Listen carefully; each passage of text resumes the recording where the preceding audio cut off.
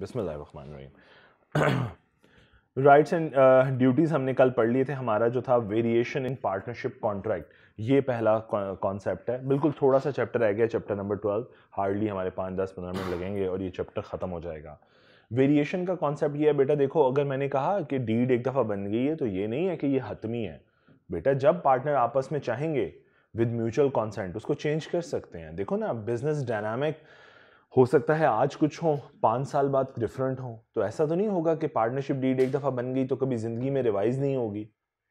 कुछ भी चेंज करना चाहें, कोई भी वेरिएशन लाना चाहें, कोई प्रोविजन डालना चाहें, कोई निकालना चाहें, रेशो चेंज करना चाहें, प्रॉफिट शेयरिंग रेशो कर सकते हैं। Mutual consent is or with the mutual consent आप कुछ भी कर सकते हैं।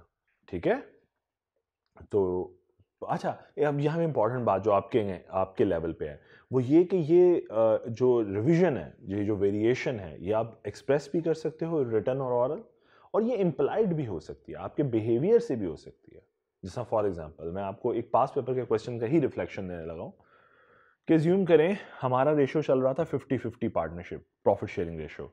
लेटर ऑन मैंने 60% लेना शुरू कर दिया और इसने 40%। और ये खामोश है कि ठीक है यार सलमान साहब बहुत काम कर रहे हैं, 60% सलमान साहब का बनता है, मेरा नहीं बनता। और इसने खामोशी के साथ 40% लेना शुरू किया। अब ये वेरिएशन है जिसे हमने रिटर्न में नहीं किया या एक्सप्रेस नहीं किया, ना रिटर्न है ना ऑरल है, डिस्कस भी नहीं किया, बट बिहेवियर इसकी, मेरा हरकत करना 60% प्रॉफिट लेना और इसकी अफर्मेशन साइलेंस, इस बात की अफर्मेशन है कि इसको कोई प्रॉब्लम नहीं है एंड थिंग्स गोज ऑन। और अब इसका मतलब है ये वेरिएशन इम्प्लाइडली अप्लाई हो गई हैं। क्या मेरी बात समझ आ रही है? मेरा कहने का मतलब ये है कि variation in the partnership deed या एग्रीमेंट रिटर्न भी हो सकता है, ऑरल भी हो सकता है, और रेयर केसेस के अंदर इम्प्लाइड भी हो सकता है। Clear? So the partnership contract may be varied by consent of all the partners, and such consent may be expressed or may be implied as by the course of dealing. आप एक दफा question पर example पढ़ो, आपको बात समझ आएगी मैं क्या कहना चाह रहा हूँ। पढ़िए एग्जांपल जरा।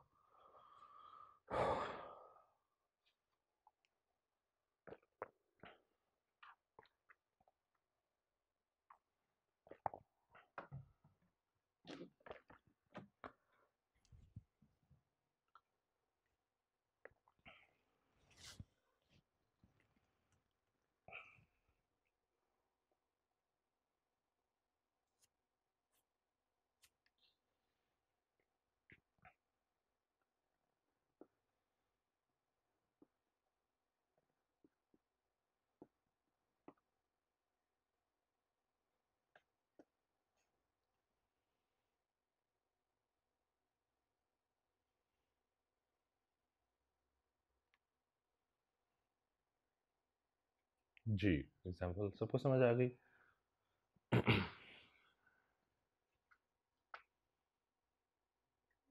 जी क्लियर।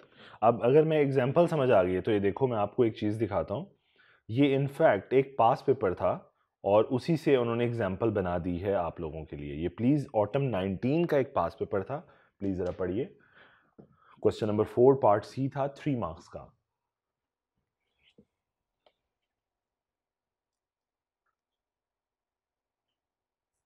देखें वही सवाल है, सिर्फ नाम चेंज हुए हैं। एक्चुअली एग्जाम्पल यहां से बनाई गई है।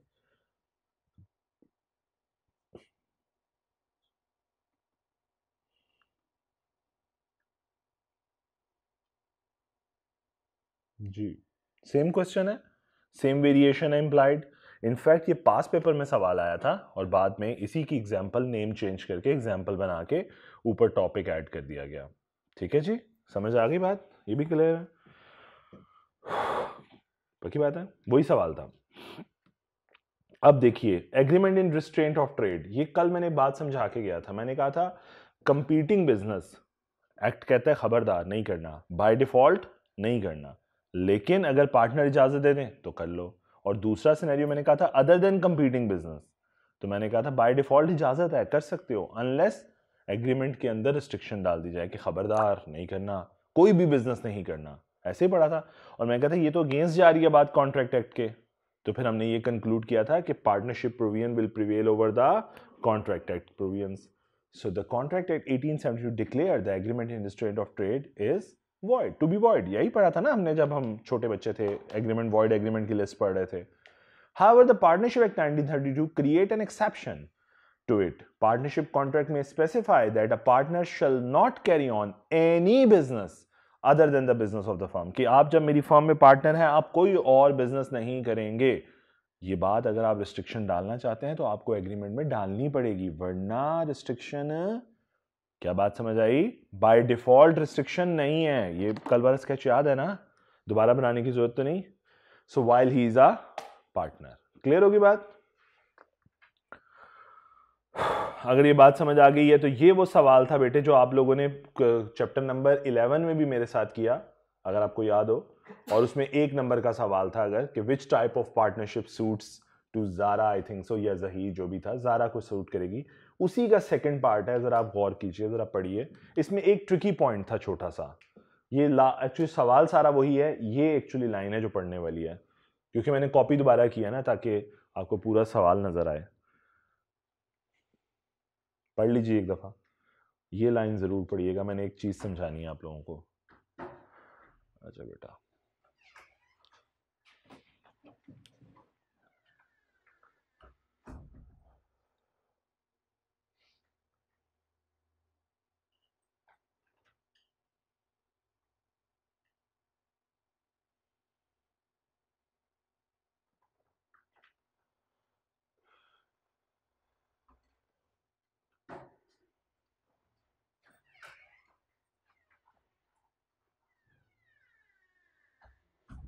जी क्लियर?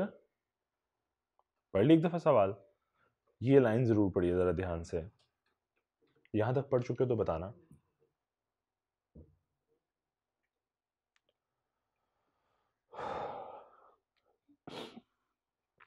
क्वेश्चन पढ़ लिया सबने एक दफा?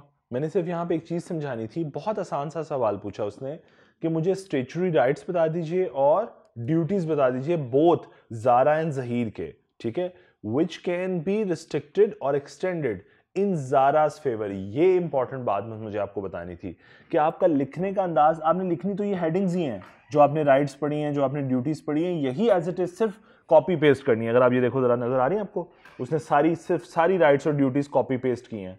एक्सप्लेन नहीं करनी थी, सिर्फ हेडिंग्स लिखनी थी. लेकिन जो इंपॉर्टेंट बात थी ना वो ये थी, जब भी आप राइट लिखने लगते तो ज़ारा की फेवर में लिखते, और कोई ड्यूटी लिखने लगते तो ज़ारा की फेवर में लिखते. यानी फॉर एग्जांपल ज़ारा की ड्यूटी तो फेवरेबल पॉइंट्स को हाईलाइट करते, बताने का अंदाज ऐसा होता कि फेवरेबल लगता फॉर ज़ारा. ये बस मकसद था इसमें, इसके अंदर कुछ और पॉइंट नहीं था. लेकिन ये जो इतने ज़्यादा मार्क्स थे ना, 7 मार्क्स, ये सिर्फ इसलिए थे कि लिखो तो इस अंदाज से लिखो कि लगे ज़ारा की फेवर में लिखा है. जिस तरह फॉर एग्जांपल 1-2 आंसर पढ़ते हैं, जिस तरह. कुछ बात? ठीक है जी, बहुत मेहरबानी, थैंक यू.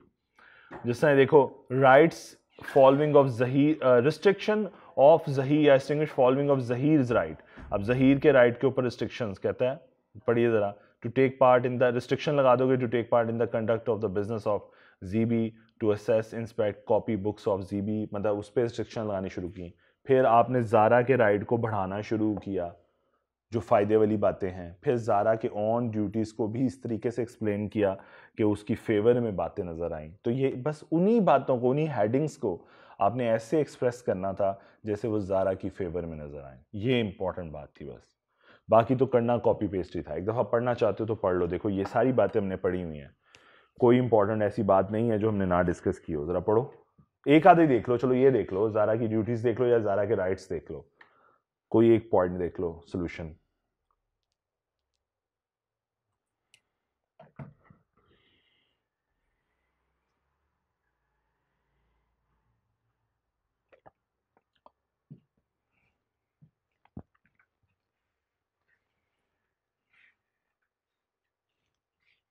जी पढ़ ली एक दफ़ा.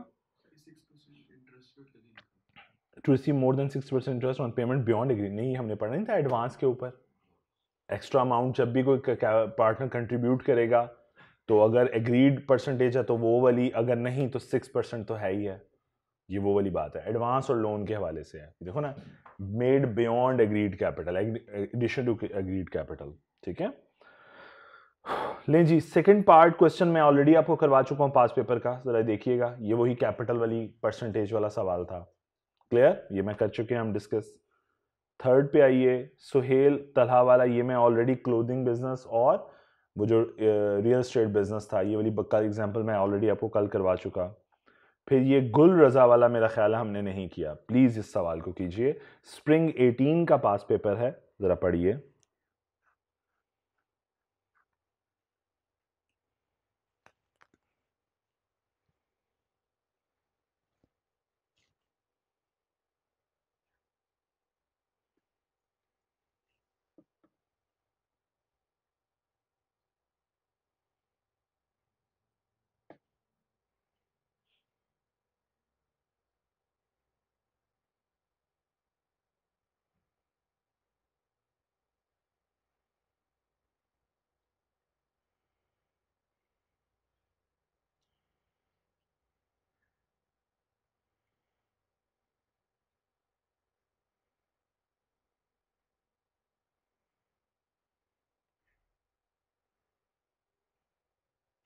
जी, एक दफा पढ़ लिया सवाल। वालेकुम।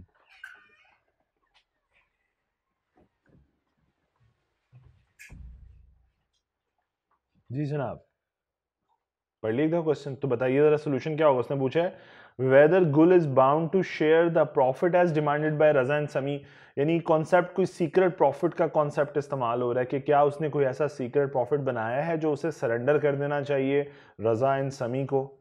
जी बताइए क्या सोल्यूशन बनाया, नीचे से सोल्यूशन ना पढ़िएगा। जी बताना चाहिए था, क्या चीज, इंफॉर्मेशन डिस्क्लोज करनी चाहिए थी ना।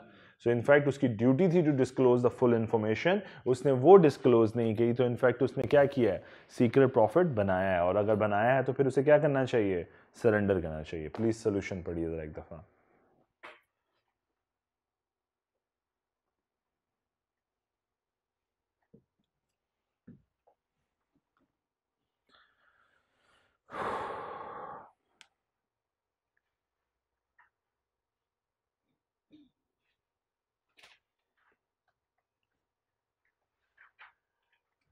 जी क्लियर। दोनों सिमिलर बिजनेस कर रहे हैं, वो गोल्ड रिजॉर्ट सभी और दूसरी कंपनी एमपी, इसमें दोनों सिमिलर बिजनेस कर रहे हैं।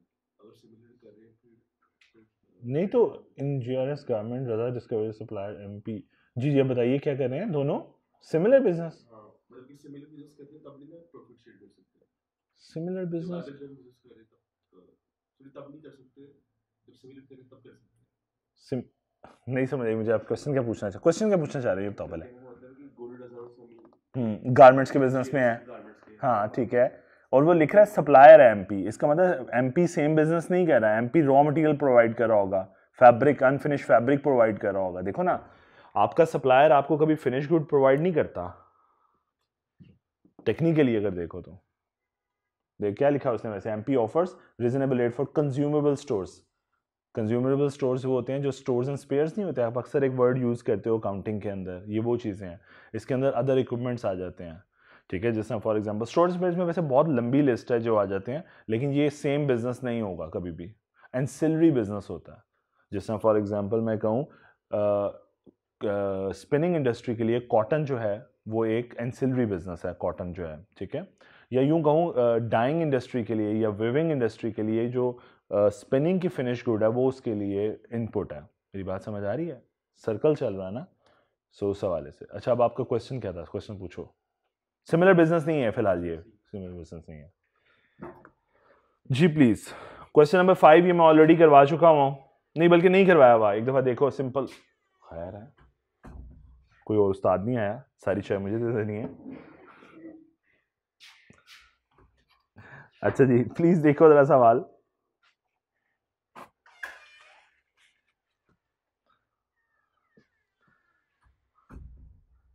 जी समझ आ गई, which can not be modified, तो कौन सी ड्यूटीज हैं, जनरल ड्यूटीज जो मॉडिफाई नहीं हो सकती एग्रीमेंट से। जी एक सवाल और, ये वाला सवाल तो मैंने ऑलरेडी अभी आपको करवाया, ये वो वेरिएशंस वाला सवाल था, ठीक है जी। आगे चलिए, ये सवाल पढ़िए क्वेश्चन नंबर 7 जरा। इससे अच्छा सवाल हमने ऑलरेडी क्रिप्टॉन के नाम से कर लिया है। चले जरा पढ़ें जरा सवाल, देखें इसका सोल्यूशन क्या होगा, कहां से आंसर करना है ये बता दीजिएगा।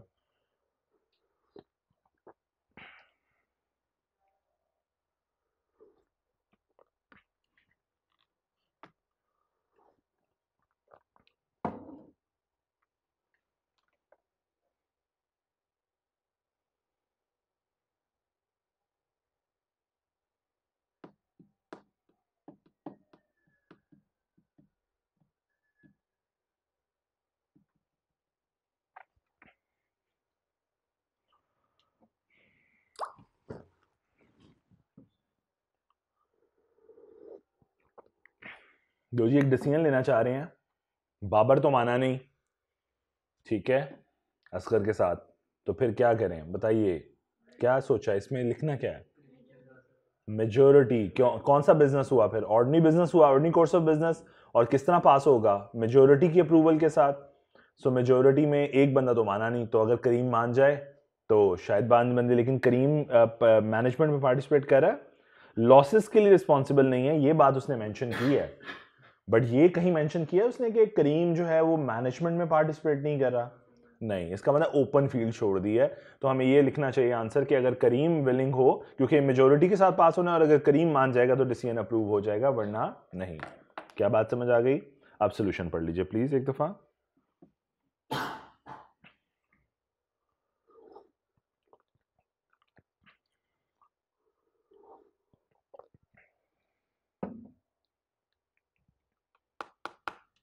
जी क्लियर, समझ आ गई सबको? लो जी, ये लास्ट क्वेश्चन मैं ऑलरेडी आपको कल करवा चुका हूं, क्रिप्टन वाला, जो कि एक बहुत अच्छा सवाल था इसी पॉइंट, इसी प्रोविजन ऑफ लॉ पे, कि अगर ऑर्डिनरी कोर्स ऑफ बिजनेस है तो मेजोरिटी पार्टनर्स मिलकर लेंगे, और अगर नेचर ऑफ बिजनेस चेंज हो जाए, इतना outside the normal course of business transaction हो, तो उस केस में फिर जब तक सारे पार्टनर नहीं मानते, डिसीजन अप्रूव नहीं होगा। क्लियर? नहीं जी, इसके साथ ही ये चैप्टर का आखिरी टॉपिक है जी, बस प्रॉपर्टी ऑफ द फर्म के हवाले से। देखो बेटा, फर्म की प्रॉपर्टी क्या क्या है, मैं छोटी सी बात बता देता हूं। देखो, फर्म में प्रॉपर्टी का मतलब, पहले तो ये बात समझ लो कि मूवेबल और इमूवेबल प्रॉपर्टी दोनों होती हैं। जब भी कभी प्रॉपर्टी का वर्ड यूज होता है तो मूवेबल एंड इमूवेबल एसेट्स जितने भी होते हैं वो सारे प्रॉपर्टी में फॉल करते हैं डेफिनेशन में। सो अब पहले बात करते हैं मूवेबल, जिसमें अगर मैं कहूँ, या इमूवेबल की, बहुत सिंपल है कि जो एसेट हमारे फर्म के पैसों से खरीदा गया वो फर्म का एसेट है, राइट? जो फर्म के पैसों से प्रॉपर्टी खरीदी गई वो फर्म की है। फर्म के बिजनेस अकाउंट को इस्तेमाल किया, उधर से पैसे निकाले और यूज कर ली। दूसरी चीज, फर्म के पैसे पकड़े, लेकिन एक पर्सन गया और उसने जाकर चीज परचेज, एक पार्टनर गया और वो चीज परचेज करके ले आया। अज्यूम करें वो पार्टनर ने अपने नाम पे परचेज कर ली, क्योंकि वो अकेला वहां गया था, वो चीज परचेज करके ले आया। अब दिखने में लग रहा है कि यार ये प्रॉपर्टी जो है, जैसे से व्हीकल है, ये प्रॉपर्टी जो है ये एक पर्सन की है, एक पार्टनर की है, मिस्टर एक्स की, क्योंकि उसने अपने नाम पे खरीदी है। लेकिन इसेंस देखो तो पैसे किसके हैं? फर्म के, बिजनेस के पैसे हैं। सो इसेंस ये कहती है कि अगर पार्टनरशिप मनी इस्तेमाल हुई है, फर्म के पैसे इस्तेमाल हुए हैं, तो उससे खरीदे वाला जाने वाला एसेट भी फर्म का एसेट है, बेशक वो इंडिविजुअल के नाम पे, it does not matter. Sometimes क्या होता है, मैं एक छोटी सी बात बताता हूँ। एक इंडिविजुअल आया, जी जी हाँ श्योर श्योर बेटे, फॉर एग्जाम्पल, एक एग्जाम्पल देता हूँ। हम लोग पार्टनर्स हैं, या हम लोग पार्टनर बनने जा रहे हैं, तो मैंने कहा कि मेरे पास पैसे नहीं है, मेरे पास एक प्रॉपर्टी है, मैं for being a partner in your firm, मैं कैपिटल कंट्रीब्यूशन की बजाय अपनी वो प्रॉपर्टी जो है वो फर्म में ले आता हूं। आप अपना ऑफिस वहां स्टैब्लिश कर लें, सब कुछ वहां रन कर लें, तो मैं आपसे किराया नहीं लूंगा, सपोज वो मेरी कैपिटल कंट्रीब्यूशन होगी। अगर आप लोग मेरी प्रॉपर्टी को as a capital contribution in कर रहे हो, तो जरा थोड़ा सा टेक्निकली सोचो या प्रैक्टिकली सोचो, वो प्रॉपर्टी मेरे नाम पे होगी, राइट? बीइंग पार्टनर आप कभी ये विश नहीं करोगे यार अच्छा ऐसा करो पहले प्रॉपर्टी को हम तीनों के नाम पे ट्रांसफर करो, नहीं करते लोग प्रैक्टिकली। वो मेरे नाम पे ही रहेगी, लेकिन मेरी कैपिटल कंट्रीब्यूशन कंसिडर हो जाएगी। ऐसा होगा कि नहीं होगा? या ये हम करेंगे कि चलो मुफ्त के टैक्स खाते हैं, पहले तीनों के नाम पे रजिस्टर करो, फिर कल को जब खत्म होगी पार्टनरशिप फिर दोबारा से ट्रांसफर करो। नहीं, उससे बेहतर होता है इंडिविजुअल ही के नाम पे रहती है, लेकिन इसेंस ये आती है कि ये फर्म की प्रॉपर्टी है। क्या मेरी बात समझ? एक कागज लिख लिया जाता है या जो भी कर लिया जाता है, वो पार्टनरशिप डीड में लिख लिया जाता है कि बना ये बंदा जो आ रहा है ये अपना कैपिटल कंट्रीब्यूशन जो है इन द फॉर्म ऑफ प्रॉपर्टी लेकर आ रहा है। मेरी बात समझ आई? तो मैं समझाना ये चाह रहा हूँ, बस आसान आसान बातें, दो बातें की है मैंने। पार्टनरशिप के लिए कोई प्रॉपर्टी खरीदी गई, पार्टनरशिप के पैसों से कोई प्रॉपर्टी खरीदी गई, वो पार्टनरशिप की प्रॉपर्टी है। क्लियर? सही हो गया।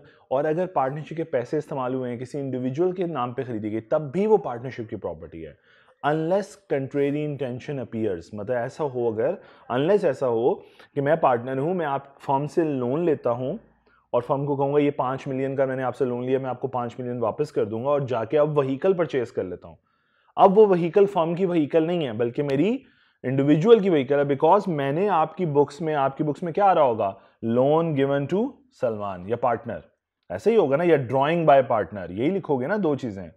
तो समझाना ही चाह रहा हूं कि जो भी पैसा प्रॉपर्टी का है, फर्म का है, वो फर्म की प्रॉपर्टी समझा जाएगा अनलेस आपने क्लियर इंटेंशन की हो कि नहीं नहीं यार ये तो लोन लिया था।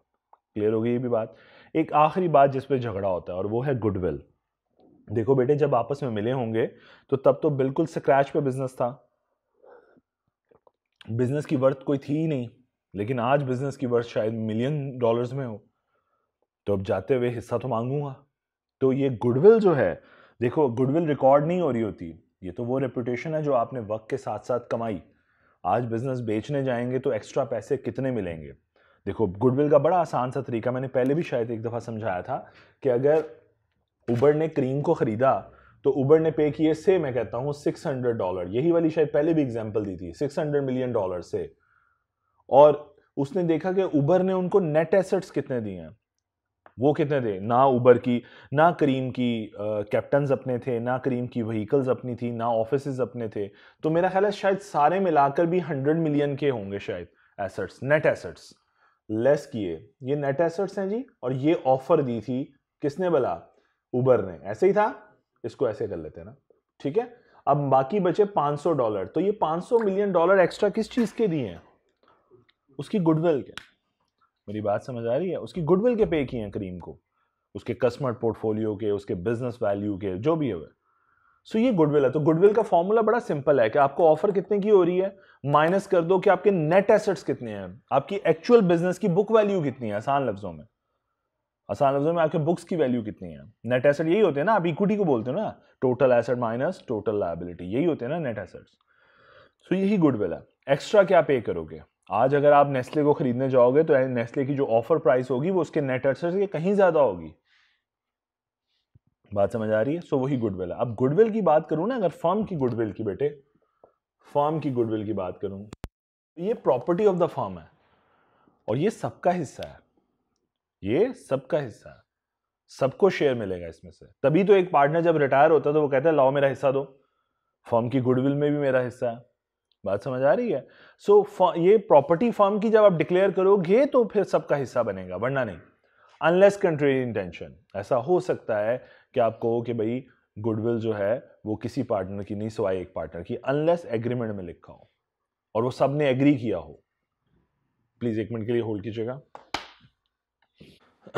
सो अनलेस अदरवाइज एग्रीड का मतलब ये है कि भाई इसके बरक्स अगर आपने डीड में लिख दिया है कि भाई गुडविल तो सिर्फ मेरी होगी, तो फिर और बाकी एग्री हैं, तो लॉ कहता है मियाँ बीवी राजी तो क्या गिरेगा गाजी, मैं क्या करूँ इसमें। जब तुम सब पार्टनर एग्री हो कि मुझे गुडविल नहीं लेनी या मेरा शेयर नहीं है, तो फिर इसका मतलब फर्म की गुडविल ही नहीं है।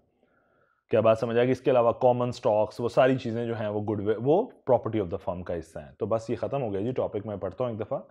Subject to the contract between partners. देख लो पहली लाइन में ही उसने डिस्क्लेमर दे दिया अपनी तरफ से कि इसके बरक्स जो तुम तय कर लो, ये मतलब है इसका, वरना प्रॉपर्टी का मतलब क्या है वो मैं बताता हूं। यानी जर्नल प्रोविजन ये है, इसके बरक्स तुम जो स्पेशल प्रोविजन तुम तय कर लो वही लॉ है, वही प्रॉपर्टी है। क्लियर। पहली चीज, all property originally brought into the common stock of the firm. Firm का स्टॉक जो है फॉर्म के स्टॉक में आए, मतलब कि प्रॉपर्टी में इजाफा हो जाए। ऑल राइट्स और interest in the property originally so about. आपने कोई राइट्स खरीदे हैं या इंटरेस्ट खरीदा है, देखो राइट या इंटरेस्ट ऐसे भी होता है सम टाइम, जैसा मैं कहूँ शेयर्स जो हैं वो भी तो प्रॉपर्टी है, वो भी तो मूवेबल प्रॉपर्टी है, shares in the different companies. तो अगर आप वो उसमें राइट्स एक्वायर कर रहे हो या इंटरेस्ट एक्वायर कर रहे हो, या किसी कंपनी के अंदर सपोज आपकी फर्म ने किसी कंपनी के अंदर 20% की इन्वेस्टमेंट की, तो अब ये भी तो मेरा राइट है, या यूं कहूं ये मेरा इंटरेस्ट है इन दैट कंपनी। ये वर्ड ऐसे इस्तेमाल होते हैं। Is that clear.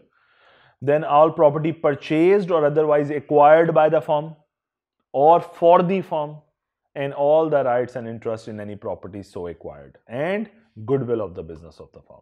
ये सब क्या है, पार्टनरशिप की प्रॉपर्टी में फॉल करेंगी। Unless any contrary intention appear, any property purchase with the partnership money without other partners consent will be deemed to be a partnership property। Partnership के पैसे इस्तेमाल किए, दूसरे पार्टनर्स को बताया नहीं, फर्म की प्रॉपर्टी समझी जाएगी अनलेस कंट्रेरी इंटेंशन अपीयर। क्या बात समझ आ गई। What is goodwill. तो गुडविल का फॉर्मूला ये लिखा हुआ है जी, goodwill can be thought of as the value of the business as a whole and less aggregated value of net assets. तो ये net asset less करती है. क्या बात समझ आ गई? Net aggregate value of identifiable, तो वो amount goodwill कहलाती है. Clear? So आगे पढ़िए. Reputation the firm enjoy with its customer. This reputation enable the firm to earn more than the normal profits earned by the business as a whole. सीधी सी बात है जनाब. मैं एक सीधी सी बात कहता हूँ कि अगर उबर और करीम ने उबर अगर किसी यूं समझा देता हूं, अगर एक फर्म ने आप अगर बल्कि यूं आसान लफ्जों में और ज्यादा समझाता हूं, आप एक बेकरी ओपन करते हो, कस्टमर का फुटफॉल एज कंपेयर टू आप एक जलाल सन्स या आप केक्स एंड बेक्स की कोई बेकरी ओपन करते हो, डिफरेंट होगा दोनों में. क्योंकि अब जो कस्टमर आपके पास चल के आएगा, दूर दूर से भी गुजरता हुआ भी रुक जाएगा, वो सिर्फ इसलिए आ रहा है वॉकिंग कस्टमर क्योंकि वो ब्रांड वैल्यू को या ब्रांड इक्विटी को समझता है, वो उस फर्म की गुडविल को समझता है. मेरी बात समझ आ रही है? सो ये फर्क होता है. ये वो रेपुटेशन है जो आप एंजॉय करते हो इन टर्म्स ऑफ मनी. क्या बात समझ आ गई है? चलिए जी पढ़ें एग्जांपल 22 और 23 4. 22 3 4.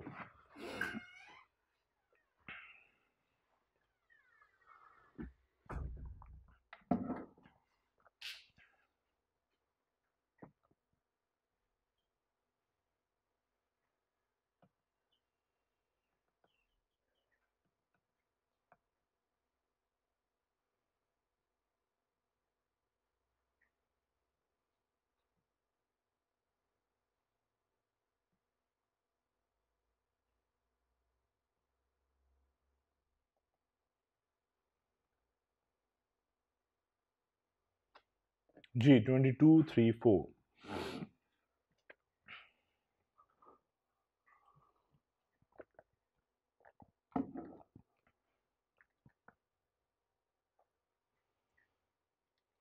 जी 22 हो गई है. मैं जरा नीचे से एक और ओपन कर दूं. 25 प्लीज जरा पढ़िए.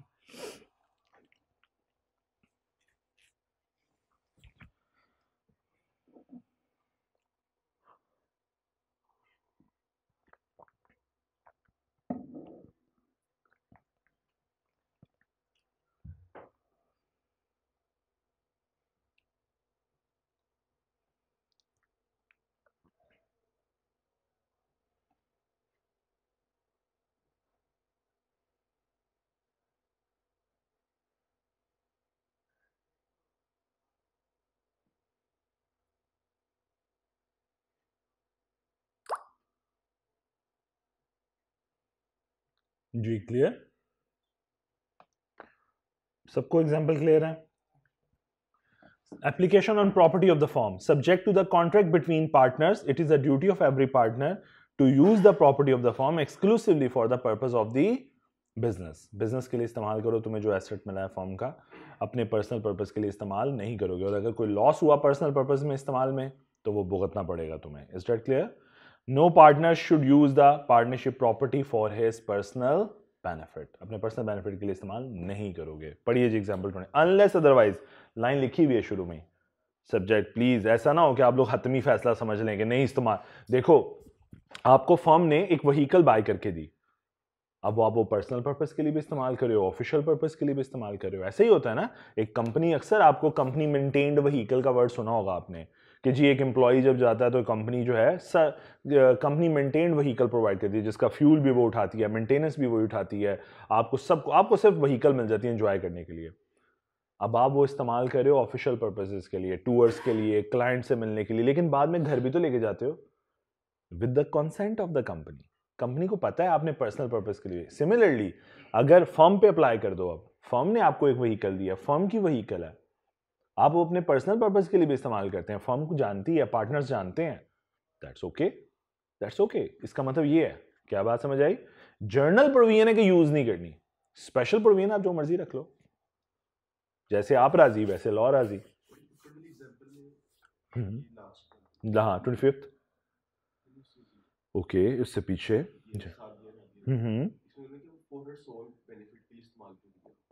Sadia buy land with partnership money for her sole benefit. जी जी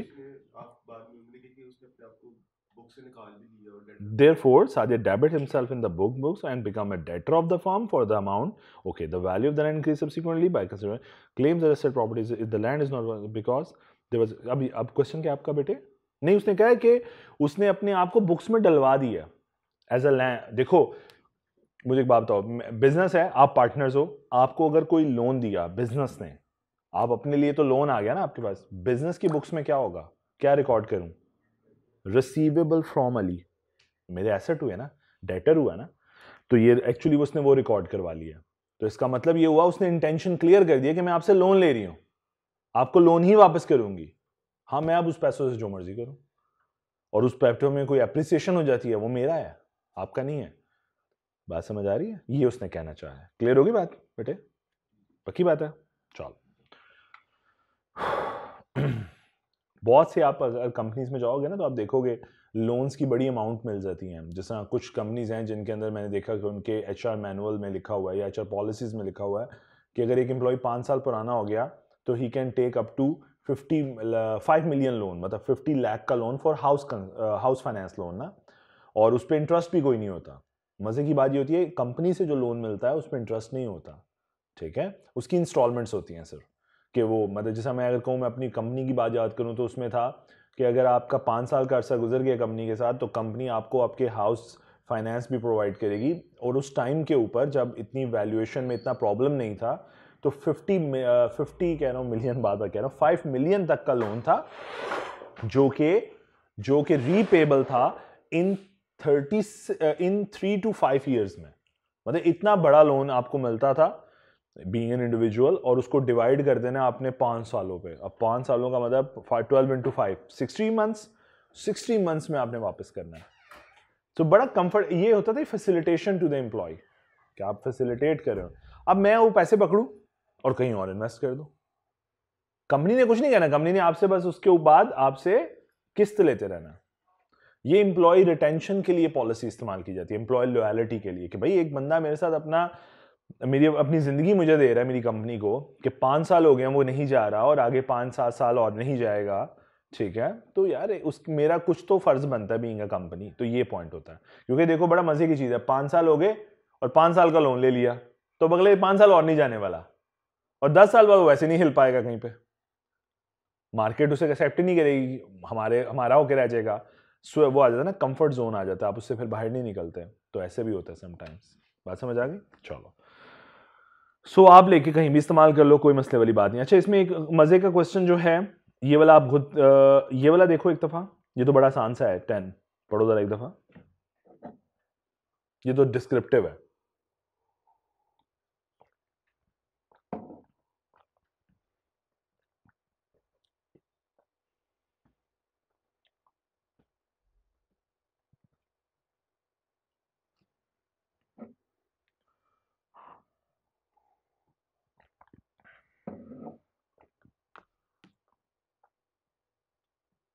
जी क्लियर उसने एक्चुअली में सवाल बना के आखिर में पूछ लिया आपसे ये बता दीजिए रूफी को कि क्या पार्टनरशिप प्रॉपर्टी में शामिल होगा तो एक्चुअली में डेफिनेशन ही पूछी है उसने और कुछ नहीं पूछा तो आगे देखो सोल्यूशन में भी आपको सिर्फ प्रॉपर्टी ऑफ द फर्म की डेफिनेशन मिल रही है ऐसा ही है जी हेलो हाँ ना तो कर दो ये जागे नहीं अभी तक अच्छा एक क्वेश्चन अच्छा है जी आपको आपके अंडरस्टैंडिंग के लिए प्लीज प्रैक्टिस क्वेश्चन 11 इसको जरा सॉल्व करें 2 तरह की प्रॉपर्टीज हैं बताइएगा कि ये फर्म की प्रॉपर्टी है या नहीं सवाल मैं पहले यहां से पढ़ देता हूं माजरत whether the above asset would be considered to be the partnership property और 2 तरह के एसेट की बात हुई है एक तो लैंड की एक वैन की पढ़िए जी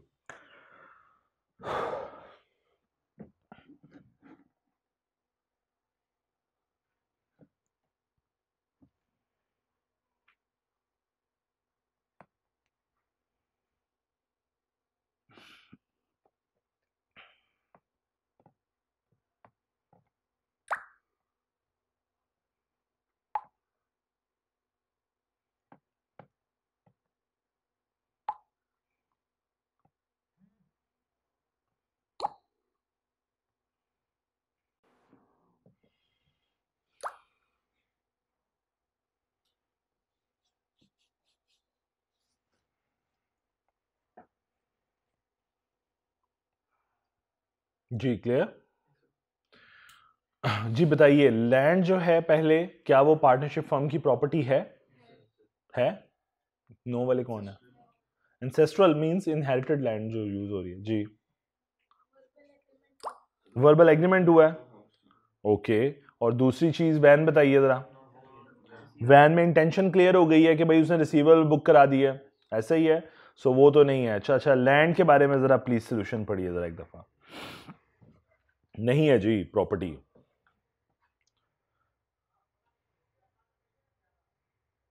अच्छा, मेरा यहाँ पे ये मानना है ये सोल्यूशन में कि ये इफ वाला सोल्यूशन था आपको, क्योंकि कुछ भी नहीं क्लियर था, फैक्ट्स में कुछ क्लियर नहीं हो रहा था, तो आप इफ के साथ आंसर कर दें ऐसे क्वेश्चन को कि अगर तो इंटेंशन क्लियर होती तो फिर तो ये लैंड जो है पार्टनरशिप फर्म की प्रॉपर्टी है, अदरवाइज नहीं। सिंपल। ठीक है, तो मैं दोनों आंसर से एक्सेप्ट कर रहा हूं, लेकिन अपने आंसर्स को जस्टिफाई करना पड़ेगा आपको। क्या मेरी बात समझ आ रही? तो इस ऐसे केस में पार्टनरशिप में ऐसे सवाल आते हैं जिसमें आपको दोनों रस्तों पे आंसर करना है, यानी ड्यूअल आंसर करना है कि अगर इफ ये हो जाएगा तो अगर ऐसा हुआ तो ऐसा कर लेंगे, वैसा हुआ तो वो कर लेंगे। मेरी बात समझ आ रही है? जी पढ़िए, पढ़ लिया एक दफा सोल्यूशन जरा। उसने अपनी तरफ से जस्टिफाई किया कि उसे यूज के लिए लिया, तो पार्टनरशिप नहीं है, प्रॉपर्टी नहीं है। हालांकि इसके बरक्स भी आंसर बन सकता है। तो मेरा मानना है ये इसके इसके दोनों आंसर अलाउड हैं लैंड के केस में, लेकिन जस्टिफाई आपने करना है। क्लियर? चलूं आगे जी। इसके साथ ही ये चैप्टर जो है बेटे, चैप्टर 12 जो है ये कंक्लूड हो गया। Let's move towards the last chapter, जो कि इंटरेस्टिंग है, इतना बोरिंग नहीं है। सेकंड वाला आखिर में से आगे थोड़ा बोरिंग हो जाता है। लो जी, 13 चैप्टर के अंदर हमने ये टॉपिक्स जो हैं, ये 4 टॉपिक्स हमने पढ़ने हैं। पहले के केस में हमने अथॉरिटीज के बारे में बात पढ़नी है। दूसरा, होल्डिंग आउट पार्टनर, बड़ी देर से संभाल के रखा हुआ हमने चैप्टर 2 से, रूल ऑफ एस्टॉपल वाला कॉन्सेप्ट वो पढ़ना है। राइट ऑफ ट्रांसफरी वाली बात पढ़नी है। माइनर एडमिशन पढ़ना है। ये 4 टॉपिक्स हैं मेजर, जो हमारे इंपॉर्टेंट टॉपिक्स हैं। तो मैं ज़रा एक चीज़ समझा दूँ आपको कि इन 3 टॉपिक से सेपरेट क्वेश्चन बिल्ट होता है। ठीक है, एग्जामिनर के फेवरेट 3 टॉपिक्स हैं। लेकिन ऐसा होता है कि अगर इससे सवाल पूछ लिया तो इससे नहीं पूछता, ठीक है, ना इससे पूछता है। समटाइम ये वाला और ये वाला टॉपिक टेस्ट कर लेता है, पूरी डिस्क्रिशन है उसकी। समटाइम्स क्या करता है, सवाल बनाता ही ऐसे, डिजाइन ही इतने अंदाज से करता है कि 3-4 पार्ट बना देता है पार्टनरशिप के। मैंने भी दिखानी है, मैंने पार्टनरशिप करवानी है, तो आपको आइडिया हो जाएगा। और आपको 2-3 टॉपिक इनमें से टेस्ट कर लेता है। ये उसका फेवरेट एरिया है, तो ये पूरा चैप्टर बहुत फेवरेट है उसका। बात समझ आ गई है? सो ये चैप्टर, बाकी चैप्टर्स में से देखो, जैसा मैं कहूँ चैप्टर 1 में से क्या पूछ सकता है, उससे उसके पास बचा ही कुछ नहीं केस स्टडी पूछने के लिए, तो वो डिस्क्रिप्टिव पूछता है चैप्टर 11 से। फिर चैप्टर 12 में से मैक्सिमम क्या पूछ सकता है, राइट्स और ड्यूटीज या फर्म की प्रॉपर्टी, इसके अलावा तो कुछ है ही नहीं। तो उसके लिए ये फेवरेट एरिया है कि उसका हर टॉपिक में से क्वेश्चन सेट हो सकता है, और वो करता है।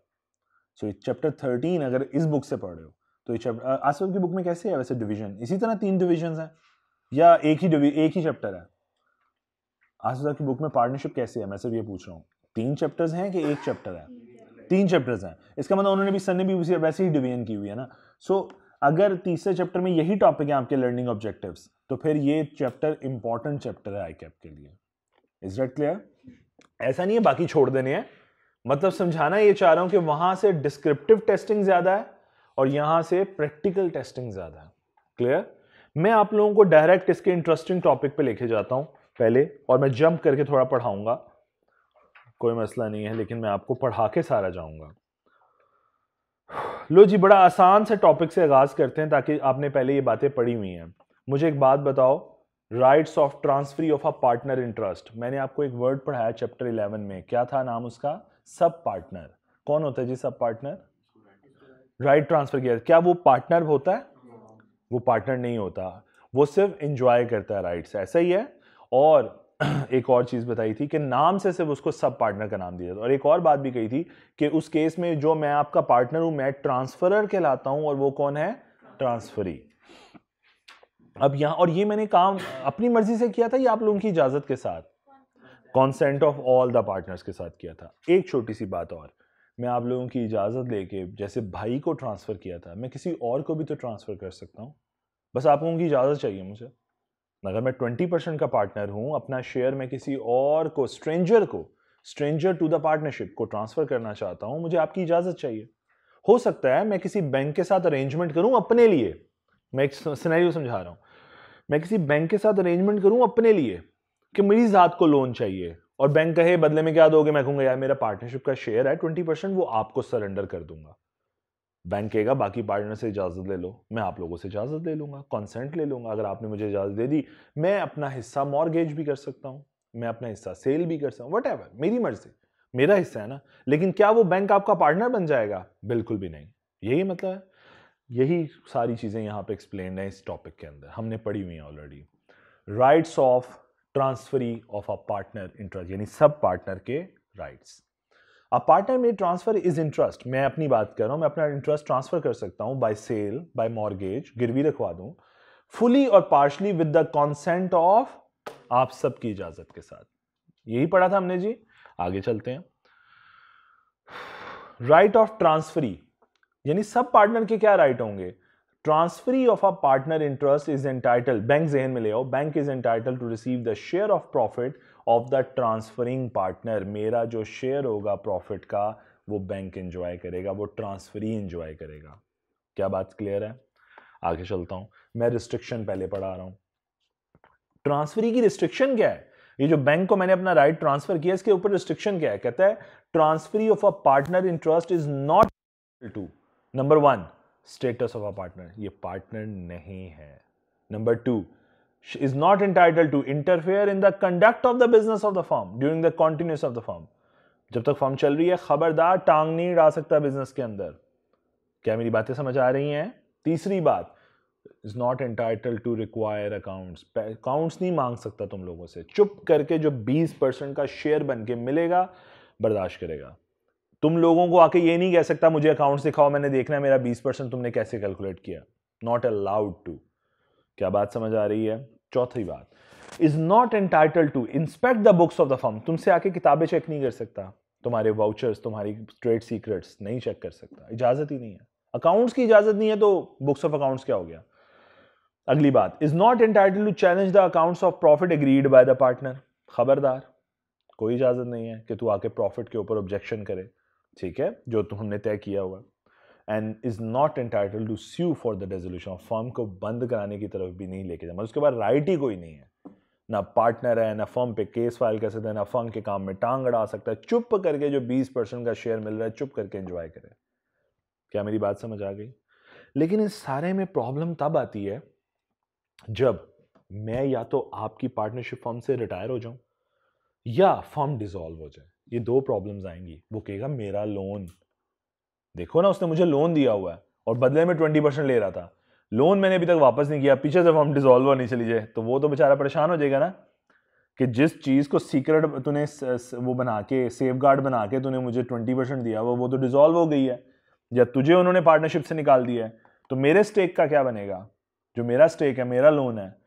उस केस में वो कहता है कि on the dissolution of the firm और on the retirement of the transferring partner, या मैं रिटायर हो रहा हूं या फर्म डिसॉल्व हो रही है, दोनों सूरतों में जो बैंकर है, ट्रांसफरी है, वो स्ट्रेंजर जो है या सब पार्टनर जो है, is entitled to receive number 1 the share of the assets of the firm to which the transferring partner is entitled. क्या मतलब हुआ? जो मेरा हिस्सा है वो उसका हिस्सा बन जाने वाला है। क्या मेरी बात समझ आई? मेरे नेट एसेट्स में जो मेरा हिस्सा है, जो गुडविल में, फर्म की प्रॉपर्टी में जो मेरा हिस्सा बनता है, एक्चुअली में पहले उसका डेट सेटिस्फाई होगा, उसका राइट आ गया ना to receive the share of assets of the firm. Firm में जो मेरा हिस्सा है वो उसको मिलेगा, उसका लोन क्लियर हो जाएगा तो बाकी मुझे मिल जाएगा, और अगर लोन ना क्लियर हुआ तो सारे ही उसको चला जाएगा। क्या मेरी बात समझ आ रही है? और दूसरी बात, an account from the date of dissolution for the purpose of ascertaining the share. पहले हमने इसको कहा खबरदार तूने अकाउंट्स नहीं मांगने, तू इंटाइटल्ड नहीं है, लेकिन जिस दिन डिसॉल्व हो रही है, डिसोल्यूशन डेट से लेकर आगे जो अकाउंट्स बनेंगे वो आप उससे शेयर करेंगे, क्योंकि ताकि वो ये चेक कर सके, वो सब पार्टनर ये देख सके कि उसका हिस्सा कितना बनता है नेट एसेट्स के अंदर। क्या मेरी बात समझ आई? जी बेटे क्वेश्चन। हाँ, तो वो तो बिजनेस का लोन हुआ ना, फर्म इंसॉल्वेंट हो गई, ओके, उसके अच्छा लो बेटा, उस केस में देखो अगर इंसॉल्वेंसी में चले जाती है ना, तो इंसॉल्वेंसी के केस में फिर ये होगा कि आपके सबसे पहले एसेट्स, आपके ऊपर लिक्विडेटर आना है, ठीक है, और आपके एसेट्स बिकने हैं, ठीक हो गया। एसेट्स, नेट टोटल एसेट्स बनाए जाते हैं कि कैश कितना रियलाइज होगा लेस कितने डेट्स हैं। अगर फिर भी शॉर्टफॉल आए तो जितना शॉर्टफॉल है, अब कंपनी होती तो बच जाती, अब जितना शॉर्टफॉल है तो कौन बियर करेगा? पार्टनर्स बियर करेंगे, पर्सनल एसेट से पूरे किए जाएंगे। फिर इस सारे में सबसे बुरा वो फंसता है जो अमीर पार्टनर होता है। सारी बात है, देखो मेरे नाम पे अगर एसेट ही नहीं है और मैं मुक गया हूं, मेरे पैसे, मतलब मेरी फर्म दिवालिया हो गई है, ठीक है, सपोज हमारी फर्म दिवालिया हो गई है और मैं गरीब तरीन पार्टनर था, ठीक है, मेरा फर्म में कंट्रीब्यूशन भी कम था और मेरे पास पर्सनल एसेट्स भी नहीं है, तो अब अल्टीमेटली फंसेगा कौन? जो वेल्दी पार्टनर होगा वो पूरी लायबिलिटी बियर करेगा, बाद में हमसे लेगा। ये बात दुरुस्त, देखो आप बहुत अमीर पार्टनर थे, हमारी हालत ऐसी हुई फर्म की कि हमारी फर्म का, सपोज मैं यहां पे कहता हूं, इस बेटे की बात से समझा रहा हूं, हमारे अगर सब कुछ भी बेच दो ना, रियलाइज कर लो कैश, तो हमारे टोटल एसेट बिकते हैं 100 मिलियन के सपोज, और हमने जो उधार लिया हुआ है ना, लोन लिया हुआ है, या जो कहूं जो डेट्स हैं हमारे, वो हैं 130 मिलियन के। ये जो 30 मिलियन का एक्स्ट्रा अमाउंट है, ये डेफिसिट है। कंपनी होती तो ये बर्दाश्त, लोन बर्दाश्त, ये नुकसान बर्दाश्त करते लेंडर, लेकिन ये तो है फर्म, फर्म की लायबिलिटी तो, पार्टनर्स की लायबिलिटी अनलिमिटेड है। अब ये 30 मिलियन बर्दाश्त करेंगे पार्टनर पर्सनल पॉकेट से। तो सपोज इसके 3 पार्टनर है, एक्स, वाई और जी, और सबसे अमीर एक्स है, तो ज्वाइंटली केस फाइल करेगी थर्ड पार्टी, तो कौन बियर करेगा? तीनों। अगर मैं कहूं इसके नाम पे एसेट ही नहीं, इसके नाम पे एसेट, ये दोनों मरियम नवाज की फैमिली से बिलोंग करते हैं, कि पाकिस्तान तो बाहर, तो क्या पाकिस्तान में भी कोई प्रॉपर्टी नहीं है, हैं? ओ माय गॉड, नहीं मैंने गलत बात कोई नहीं बोली है, माजरत कर ले तो यहाँ कटवा दूंगा फिर, और कुछ नहीं हो सकता। अच्छा जी प्लीज। सो मैं कहना चाह रहा हूं कि इन दोनों की कोई प्रॉपर्टी नहीं है, तो भुगतेगा कौन? थर्ड पार्टी को चूंचा नहीं, एक्स पूरी लायबिलिटी पे करेगा, लायबिलिटी टुवर्ड्स थर्ड पार्टी वही पे करेगा ना मजबूरी में, क्योंकि कोर्ट कहेगा थर्ड पार्टी को चूंचा नहीं। अब एक्स ने पे कर दी, फिर बेचारा सारी जिंदगी एक्स किसके खिलाफ केस फाइल करता रहेगा? गरीबों के खिलाफ, वाई और, तो आपस में लड़ो मरो, थर्ड पार्टी के साथ नहीं पंगा लेना। अब क्लियर होगी बेटा, क्लैरिटी आ गई कि फर्म की लायबिलिटी होती है तो केस ही डिफरेंट है। ये तो मैं बात कर रहा हूं कि मेरी कोई पर्सनल लायबिलिटी है और मैं इस XYZ का पार्टनर हूं, तो कल को तुम मुझे निकाल रहे हो या ये फर्म डिसॉल्व हो रही है, तो वो मेरे इस नेट एसेट में जो हिस्सा बनता है इस 100 मिलियन में, वो हिस्सा बैंक को मिलने वाला है, या वो हिस्सा उस स्ट्रेंजर को मिलने वाला है, सब पार्टनर को मिलने वाला है। क्या ये क्लैरिटी आई है इस कॉन्सेप्ट में? कोई और क्वेश्चन? सब क्लियर, पक्की बात है? चलो ये टॉपिक खत्म हो गया, फिर पढ़ो एग्जाम्पल 26, इसके बाद पास पेपर का सवाल करवाता हूं आपको एक अच्छा सा।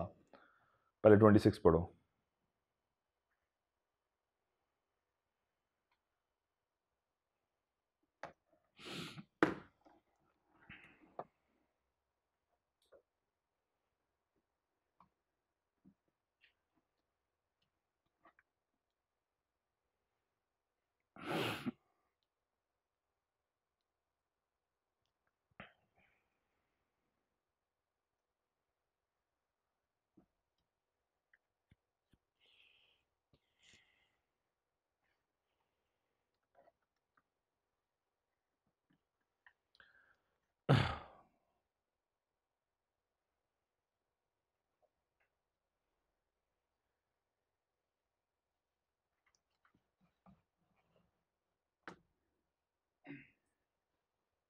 जी एक दफा पढ़ ली एग्जाम्पल, समझ भी आई है? एक अच्छा क्वेश्चन है, पहले तो ये मैं बाद में करो, बल्कि अभी कर लेंगे, ये तो बड़ा आसान सा सवाल है, ये डिस्क्रिप्टिव क्वेश्चन है मेरी नज़र में, ये वो नहीं है, केस स्टडी नहीं है, सिंपल सा पूछा गया है कि वुड आइदल be considered a new partner in the firm, पढ़ लीजिए जरा। और एक पूछा गया राइट्स और रिस्ट्रिक्शन बता दीजिए, जरा देखिए पहले सवाल। फौजिया ने अपना इंटरेस्ट ट्रांसफर कर दिया अपने बेटे आदिल को, तो उन्होंने कहा कि आदिल पार्टनर बन गया ऐसे केस में? नहीं, वो सब पार्टनर है और वो पार्टनर का स्टेटस एंजॉय नहीं कर सकता। और सेकेंडली हमने वही राइट्स और रिस्ट्रिक्शन जो अभी पढ़े हैं लिस्ट में पूरे ऊपर, वो हमने सारे यहाँ नरेट कर देने हैं। तो ये डिस्क्रिप्टिव क्वेश्चन था 2010 में, बहुत पुराना सवाल था, ऐसा सवाल दोबारा मैं एक्सपेक्ट नहीं करता आफ्टर द स्कीम चेंज कि इतना आसान सवाल अब आएगा, लेकिन पूछने का अंदाज डिफरेंट हो सकता है। ये एक मजे का सवाल है, ये एक मजे का सवाल है, पढ़िए जरा प्लीज, सॉल्यूशन नहीं, सिर्फ सॉल्व करना है, आपको जरा अंडरस्टैंडिंग होगी। अंडरस्टैंडिंग बेहतर हो जाएगी इससे।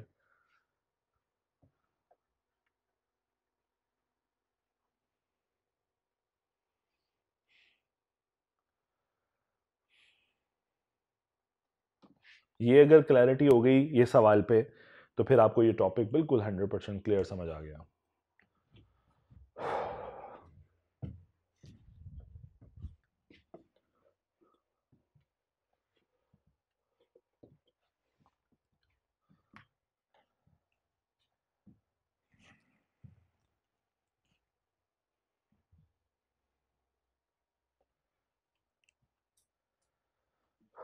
क्वेश्चन समझ आया? बड़ा मजे का सवाल बनाया कि मकबूल है, रूफी है और शाम है, इन तीनों की फर्म का नाम क्या है?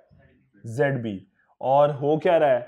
शाम का एक और प्रोजेक्ट है, is also owner of a cottage industry. और शाम क्या करने जा रहा है? किसी बैंक के साथ, क्या नाम है, दोस्ताना बैंक, उसके साथ एक डील कर रहा है कि भाई शाम इन कोयटा, शाम has obtain a long term loan, अपनी कॉटेज इंडस्ट्री के लिए उसने लॉन्ग टर्म लोन ले रहा है फ्रॉम द दोस्ताना बैंक। और बदले में क्या कह रहा है? मेरे राइट्स ले ले। किसके? जो ZB के अंदर है। सो पूछने का अंदाज बड़ा प्यारा था।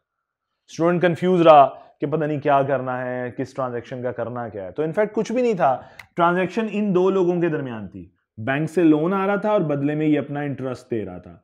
तो इस केस में ये बैंक क्या बन रहा था? ट्रांसफरी। ऐसा ही है ना, क्योंकि इस ट्रांसफरी को इस पार्टनरशिप में शेयर मिल रहा था। सो आखिर में बिल्कुल आसान सी बात पूछी कि बताइए राइट्स क्या हैं, डिसेबिलिटी वनी रिस्ट्रिक्शंस क्या हैं, इफ एनी, ऑफ दोस्तों। आप लोगों ने अभी टॉपिक पढ़ा है और साथ ही सवाल कर लिया, तो इसलिए आसानी से समझ लिया।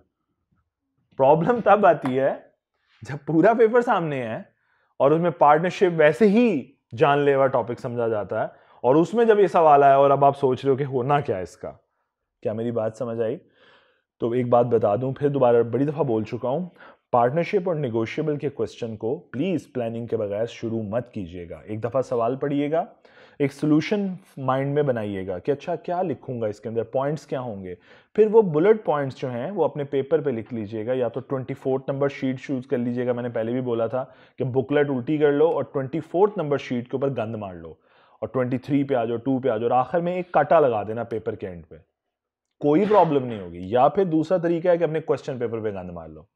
क्वेश्चन पेपर पे अलाउड नहीं होता, लेकिन लिख लेना, जब कभी आए एग्जामिनर तो आपके पास एक राइट मौजूद है, उसे कहना ये ले, तू ये ले ले, मुझे नया ला दे, वो आपको एक नया पेपर दे देगा।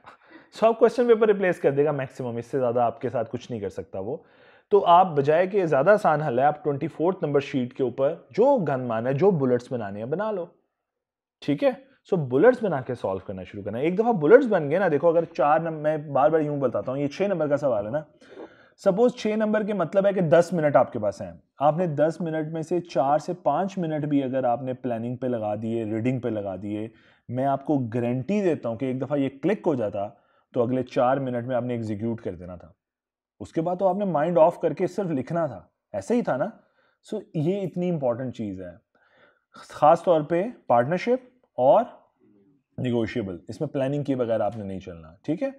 कॉन्ट्रैक्ट के भी कुछ सवाल ऐसे हैं जो प्लानिंग के बगैर नहीं करने चाहिए थे। जिस तरह आपको याद है हमने वो सवाल किया था सोलर सिस्टम वाला, वो जो एक बड़ा लेंथी सा सवाल था, और फिर एक PCAD वो कॉलेज वाला, आर्ट कॉलेज वाला था सवाल, वो सारे प्लानिंग रिक्वायर्ड कर रहे थे। जहां पे स्टूडेंट प्लानिंग छोड़ता है, रिजल्ट 29% पे आ जाता है, रीजन स्टूडेंट गलत लिखता है। तो ये छोटी छोटी सी बातें जो मैं बार बार कर रहा हूँ, ये इंपॉर्टेंट हैं, ठीक है। चलिए जी आइए, लीजिए टॉपिक इसके साथ ही ये खत्म हो गया। हम अपने अगले टॉपिक पे आते हैं। हमारा अगला टॉपिक है जी minor admission to the benefits of the partnership. आसान ही है ना, अभी तक कोई चीज मुश्किल तो नहीं पड़ी ना, ये भी बड़ा आसान सा टॉपिक है। लो जी हम इस टॉपिक को भी, और ये भी एग्जामिनर का फेवरेट टॉपिक है, मैं फिर बोल रहा हूं, ये जो पढ़ाने लगा हूं minor admission as a partner, ये भी एग्जामिनर का फेवरेट टॉपिक है। लो जी मुझे एक बात बताओ, पार्टनरशिप जब पढ़नी शुरू की चैप्टर 11 में, तो हमने क्या पढ़ा कि भाई माइनर जो है, सॉरी पार्टनरशिप जो है ये कॉन्ट्रेक्चुअल एग्रीमेंट है, और जो कॉन्ट्रैक्ट की टर्म्स हैं वो पार्टनरशिप में भी अप्लाई होती हैं। तो कॉन्ट्रैक्ट तो कहता है कि भाई एक पर्सन कॉन्ट्रैक्ट कर सकता है if he is competent to contract, और कॉम्पिटेंस में क्या बातें थी कि he must be of age of majority and he must be of sound mind. तो इसका मतलब माइनर अगर कंपिटेंट टू कॉन्ट्रैक्ट नहीं तो क्या पार्टनर बन सकता है? नो लेकिन लॉ कहते हैं कि माइनर को पार्टनरशिप के बेनिफिट के लिए एक चलती चलाती पार्टनरशिप में शामिल किया जा सकता है, for the benefit only, for the benefits only. वो एंजॉय करने के लिए आ सकता है, वो पार्टनर नहीं बन सकता। इसका मतलब उसकी कभी भी कोई अनलिमिटेड लायबिलिटी नहीं होगी। वो किस हद तक लायबल होगा वैसे, अगर वो एंजॉय करता है ये बेनिफिट्स, किस हद तक लायबल होगा? सोचो। हाँ शाबाश, कौन सा कैपिटल? जो उसके अब्बे वगैरह ने लगाया होगा। Capital up to the amount of estate, या यूं कहो अप टू द एस्टेट, जितनी उसकी एस्टेट इन्वॉल्व है उस हद तक जिम्मेदार होगा। यानी हो सकता है इस एबीसी में से ए ने अपना पैसा लगाया हो 5 लाख रुपया, ए लगा गया दुनिया से, उसका एक बेटा है माइनर एक्स, बाकी पार्टनर ने सोचा बी और सी ने कि ए बड़ा अच्छा दोस्त था तो ऐसा करते हैं उसके बेटे को पार्टनरशिप में बेनिफिट के लिए शायद, तो जो हम बेनिफिट ए को देते थे हम उसके बेटे को दे दिया करेंगे या उसकी विडो को दे दिया करेंगे। तो विडो वाला केस अभी बाहर रख देते क्योंकि वो ट्रांसफर ही बनेगी।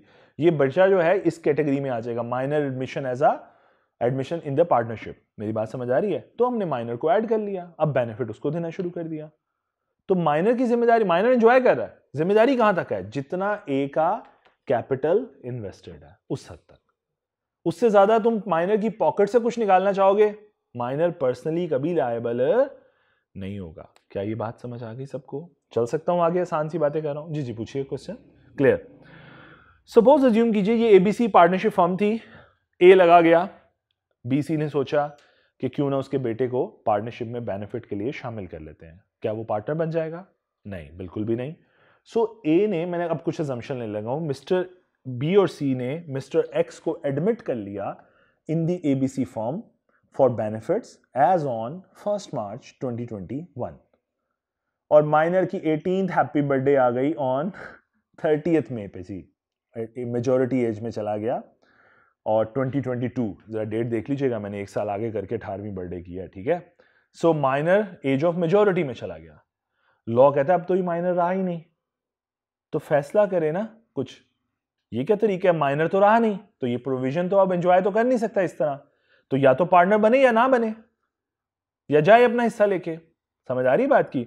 तो लॉ कहता है कि जब एक माइनर को शामिल किया जाता है तो 18th हैप्पी बर्थडे जो ही आई, 18वीं बर्थडे मेजर हो गया, तो माइनर 6 महीने के अंदर अंदर डिसाइड करे कि क्या वो पार्टनर बनना चाहता है या नहीं बनना चाहता। बड़ा आसान है ना, नहीं बनना चाहता तो अपना हिस्सा ले फर्म से और जाए, leave firm and take the share. कितना आसान है, अब्बा जी का शेयर मांगो गुडविल में, सब चीजों में, नेट एसेट्स में, और जाओ। क्लियर है बात? लेकिन लॉ कहता है 6 महीने में डिसाइड करे from the date of birthday, from the date when he was of the age of majority. Clear होगी बात? 6 मंथ्स का टाइम है। अगर 6 मंथ्स में डिसाइड नहीं करता तो,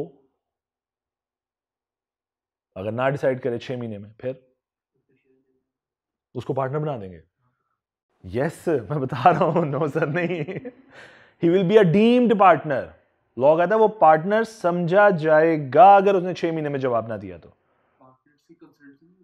पार्टनर की कॉन्सेंट से तो माइनर आया एज ए एडमिशन, और जब ये एडमिशन होता है तभी फैसला होता है कि इसने 6 महीने में, जब ये मेजोरिटी एज में जाएगा, इसने फैसला करना है। और अगर वो फैसला नहीं करेगा, he will be a deemed partner. ये पेनल्टी के तौर पे है कि पार्टनर बना दिया जाएगा विद ऑल अनलिमिटेड लायबिलिटीज के साथ। मेरी बात समझ आई है? पेनलाइज है ना कि भाई 6 महीने में फैसला कर नहीं लेना, ना ले, निकल भाई।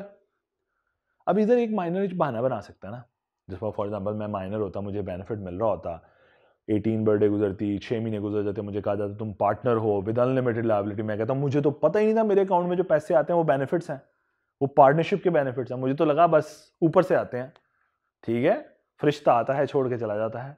सो ऐसी पॉइंट इज कि मैंने अगर लाइलमी का इजहार किया कि मुझे पता ही नहीं था ये जो बेनिफिट मिल रहा है ये पार्टनरशिप का बेनिफिट है, तो लॉ कहता कोई मसला नहीं, तुझे जिस दिन पता लग गया, आज पता लग गया ना, यहां से 6 महीने में फैसला कर तूने पार्टनर बनना है कि नहीं बनना।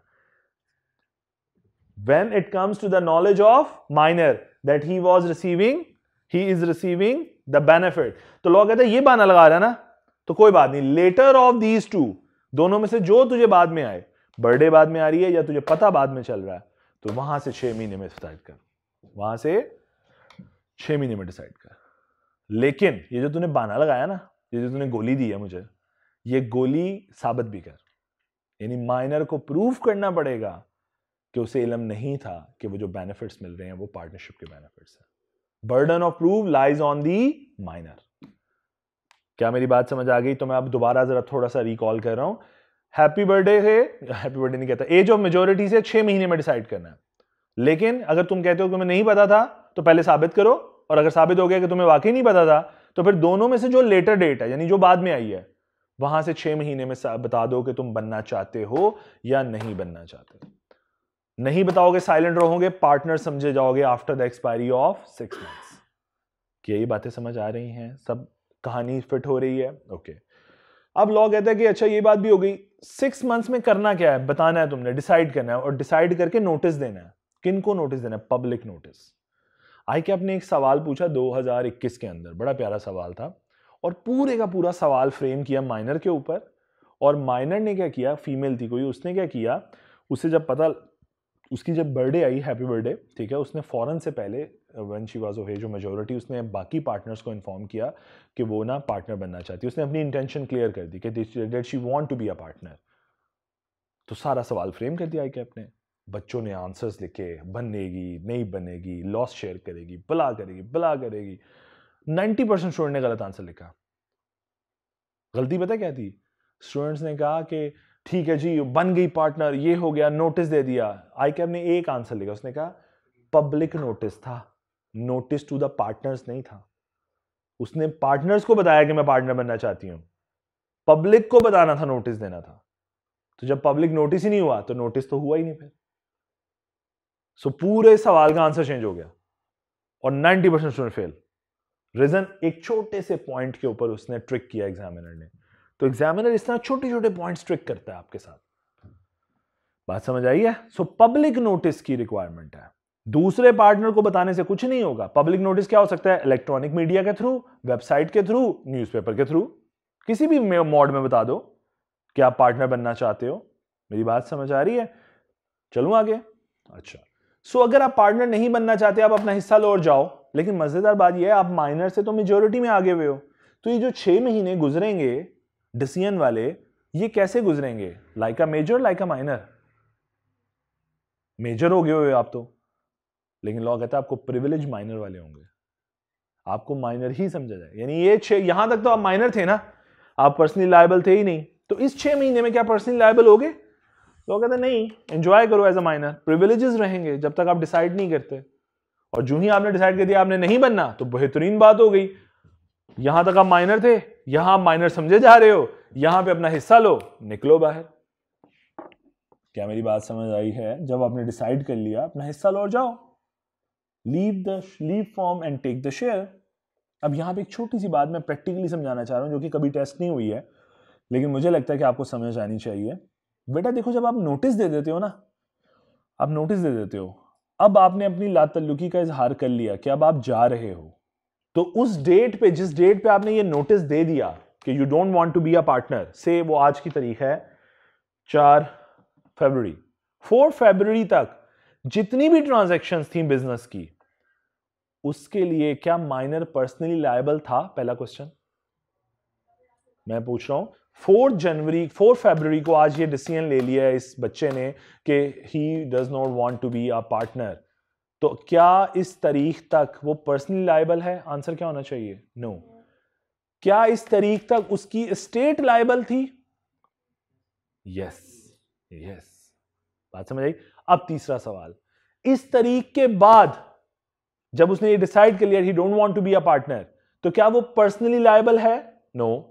क्या उसकी स्टेट लायबल है? नो। क्या मैं कहानी समझ आई? क्या समझाने की कोशिश की है? मुझे ऐसा लगता है कि अब अगर अब एक नेक्स्ट स्टेप पे जाएगा ना, तो वो इस स्टेट को जरूर इन्वॉल्व करेगा कभी ना कभी। कि बच्चों को समझ आनी चाहिए कि जब एक दफा डिक्लेरेशन दे दिया कि I don't want to be a partner, तो उसकी स्टेट भी प्रोटेक्ट हो गई। फिर अब नहीं उसकी state liable.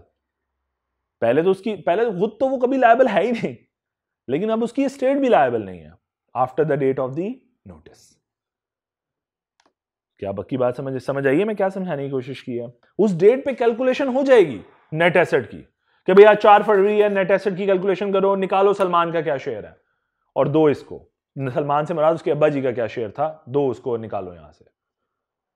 State hand over हो जाएगी कागजों में, बेशक अभी प्रैक्टिकली हैंड ओवर ना हुई हो। क्या ये बात समझ आ गई सबको? अब एक छोटा सा पॉइंट रह गया कि if he say he want to be a partner, तो जो राइट्स पहले मिल रहे हैं, जो प्रॉफिट का शेयर पहले मिल रहा है वही रहेगा, राइट्स लायबिलिटी वही, राइट्स तो वही रहेंगे। लायबिलिटी के लिए इसमें लॉ कहता है जिस दिन इसने डिसाइड किया कि पार्टनर बनना चाहता है तो he will be liable for all the debts of the firm from the date when he was first admitted for the benefits of the partnership. फिर इतना बुरा फंसेगा कि इस डेट से वो लाइबल है for all the debts of the personally liable, even he was minor at that time. Law कहता है वहां से फंसाऊंगा, इसलिए सोच समझ के फैसला करना तुम पार्टनर बनना चाहते हो या नहीं बनना चाहते। बड़ा बुरा फंसा रहा है, ऐसा ही है ना, सोच में पड़ गए कि क्या करें, ये तो इतनी पुराना ले गया, तो भाई ले गया वो, ना बनो तुम अपना हिस्सा लो, निकलो। लॉ तो तुम्हें खुद मशवरा दे रहा है ना, वो कह रहा है भाई अगर तुम पार्टनर बने तो किस डेट से समझे जाओगे partner? From the date when he was first admitted for the benefits of the partnership. जब पहली दफा तुझे बेनिफिट दिया था ना, वहां से तू लायबल है आज तक। और राइट्स में क्या मिला इजाफा? कुछ भी नहीं, वही जो पहले मिल रहा था एज अ माइनर वही मिलेगा। तो तुम्हारा फैसला है ना, तुम फैसला करो कूदना कि नहीं कूदना। नहीं कूदना तो हिस्सा लो और निकलो, कूदना तो फिर ठीक है, जिगरा बड़ा करो और आओ पुरानी लायबिलिटीज भी बियर करो। क्या बात समझ आ गई? एज ऑफ मिलते थे, क्यों नहीं मिलते थे? वही तो पीरियड है एक्चुअली, माइनर बेनिफिट्स, वही तो पीरियड है। उसके बाद तो वो माइनर ही नहीं रहा। जो admission of minor as a partner है ना, sorry admission of minor in the partnership, वो इसी कॉन्सेप्ट पे है कि इस मेजोरिटी से पहले देखो ना, यहां पे ऐड हुआ 2021 में और 2022 मई तक जब तक वो मेजर नहीं हुआ तो एंजॉय कर रहा है, सिर्फ खा रहा है बैठ के बेनिफिट्स, और स्टेट लायबल है, खुद तो वो लायबल ही नहीं है। जी यहां तक कॉन्सेप्ट क्लियर हो गया? कोई क्वेश्चन? ये टॉपिक भी खत्म हो गया, इतना ही टॉपिक था। अब पढ़ते हैं जरा। Since minor is not capable of entering into a contract with a minor is void ab initio from the beginning. Partnership is formed by a contract. A minor cannot enter into a partnership agreement but with the consent of all the partners for the time being. Minor may be admitted for the benefits of the existing partnership. Minor नई partnership नहीं बना सकता अपने benefit के लिए, क्योंकि वो partnership कर ही नहीं सकता, पार्टनर बन ही नहीं सकता। वो किसी एग्जिस्टिंग पार्टनरशिप के अंदर बेनिफिट के लिए ऐड हो सकता है। The benefits of partnership include benefits which the minor would enjoy if he was a major. So example 27 पढ़िए जरा प्लीज।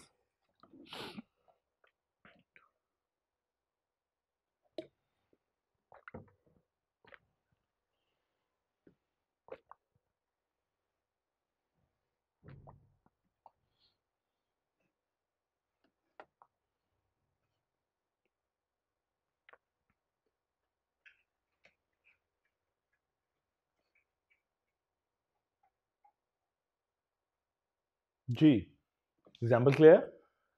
आगे चल सकता हूं? Position of minor before attaining majority. Rights क्या है माइनर के? A minor admitted to the benefits of the partnership has right to such share of property and profits of the firm as agreed with the partners. हिस्सा मिलेगा जो partner ने agree किया हुआ है। To have access to and inspect and copy any of the accounts but not the books of accounts of the firm. देखो बेटे, हमने सब पार्टनर को तो इजाजत ही नहीं दी थी कि तू अकाउंट्स भी छेड़। इसको इजाजत दे रहे हैं कि तू अकाउंट्स ले लें, तेरी एक्सेस होगी, लेकिन बुक्स ऑफ अकाउंट्स नहीं देंगे। बुक्स ऑफ अकाउंट्स क्या होते हैं? आपके ट्रेड सीक्रेट्स, आपके ट्रेड फॉर्मूलाज, आपके वाउचर्स, आपके सारे जितने भी रिकॉर्ड्स होते हैं, सपोर्टिंग एविडेंसेस, वो हम देंगे नहीं इसको। हम इसको सिर्फ और सिर्फ अकाउंट्स देंगे कि ये तेरा प्रॉफिट बनता है और ये तेरा शेयर है एज अ माइनर। क्या बात क्लियर है?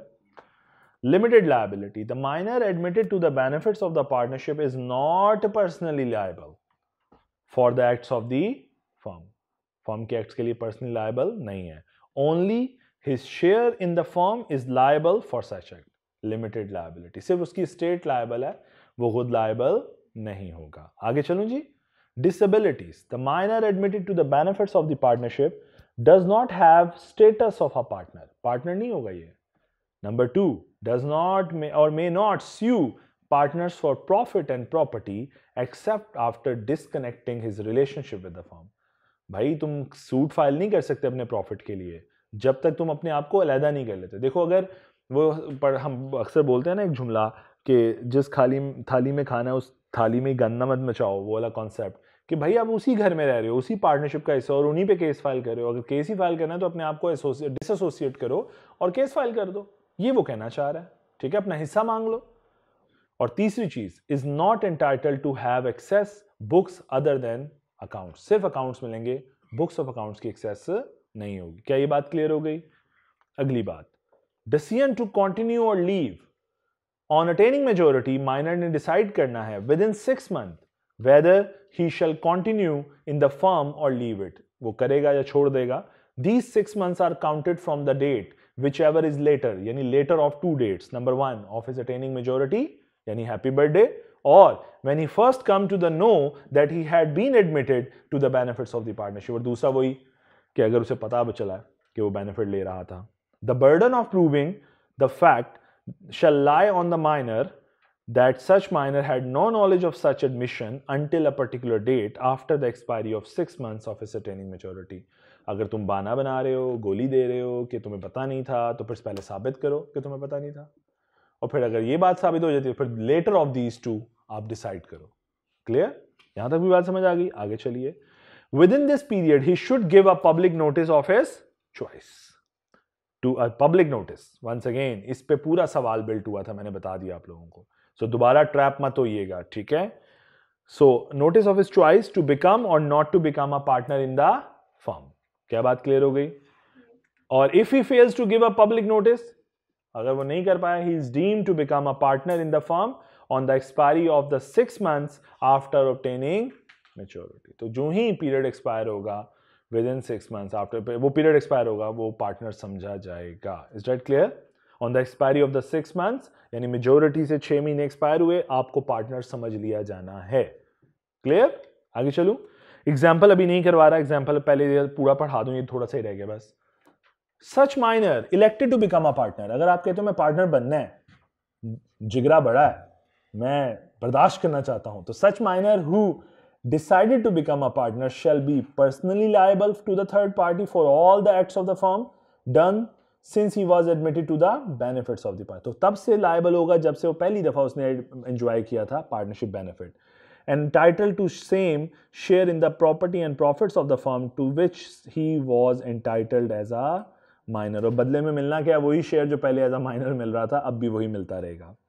Elected not to become a partner, where such partner minor elect not to become a partner, कि वो नहीं बनना चाहता, his rights and liabilities as minor shall continue to the date of public notice। तो जब तक उसके राइट्स लाइबिलिटीज जो हैं वो माइनर वाले चलेंगे, जब तक वो पब्लिक नोटिस नहीं देता, यानी वो जो पीरियड है 6 महीने का, वो भी एज अ माइनर ही जाएगा। His share shall not be liable for any act of the fund done after the date of public announcement। ये वो बात है जो मैं भी आपको समझा रहा था कि एक दफा पब्लिक अनाउंसमेंट हो गई कि मैं नहीं बनना चाहता, उसके बाद स्टेट भी लायबल नहीं होगी। क्या बात समझ आई है? पर्सनली तो वो था ही नहीं, स्टेट भी लायबल नहीं होगी। तो ये मुझे लगता है ये वो पॉइंट है जिसपे आईके आपने आज तक टेस्टिंग उस तरह नहीं की। सो ये वो पॉइंट है जो ट्रिगर हो सकता है, कभी ट्रिगर हुआ तो। अच्छा, he has a right to sue the partner for his share of the profit of the property and profit of the firm. तो अब ये चूंकि अलहदा हो गया तो ये अपने हिस्से के लिए केस फाइल कर सकता है। क्या ये बात समझ आई? प्लीज एग्जाम्पल 28 और 29 जरा पढ़िए। पहले 28 पढ़ लें, फिर 29 पढ़िएगा। ये भी इसके साथ ही ये टॉपिक भी खत्म हो गया, पास पेपर की प्रैक्टिस है बस। ये इंपॉर्टेंट टॉपिक्स थे, एक और इंपॉर्टेंट टॉपिक है बस।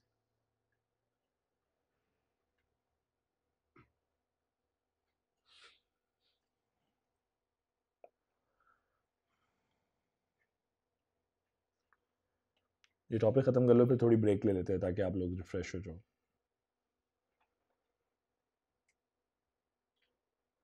बस आज खुशी खुशी बर्दाश्त कर लो कि आखिरी दिन बर्दाश्त कर रहे हो मुझे। इसके बाद फिर या किस्मत या नसीब, कभी ज़िंदगी में कैफ 7 में मुलाकात होगी, बशर्ते ज़िंदगी।